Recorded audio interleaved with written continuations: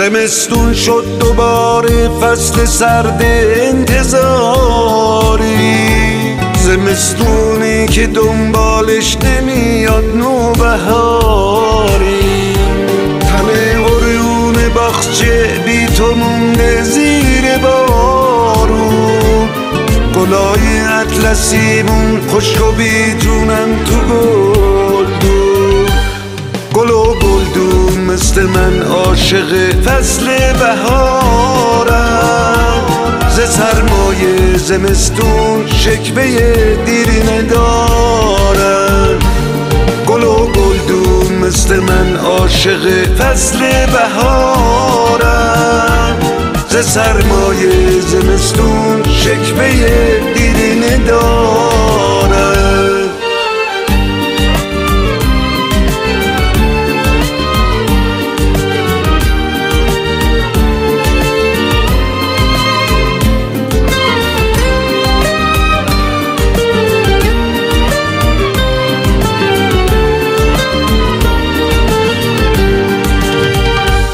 نمیدونی چه سخت درد تنهایی نشستم، به جرم عاشقی پوسیدن و در خود شکستن. تو که عاشق نبودی تا غم عشقو بدونی، همین بهتر که لب از شکوه بیهوده بستن.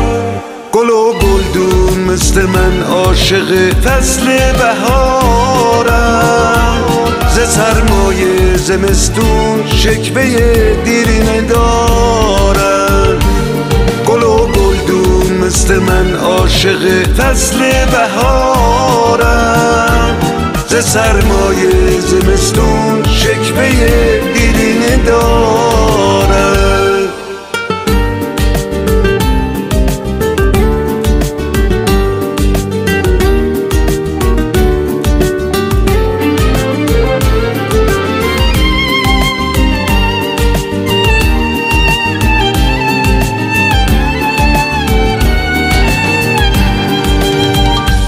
چه شبهایی من و تو در فضای عاشقانه نشستیم، در حریم عشق و سر دادیم ترانه.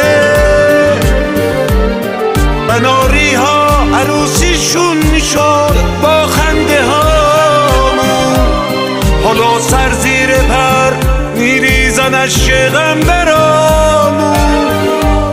گل و گلدون مثل من عاشق فصل بهارم، ز سرمایه زمستون شکوه دیرینه دارم. گل و گلدون مثل من عاشق فصل بهارم، ز سرمایه زمستون شکوه دیرینه دارم.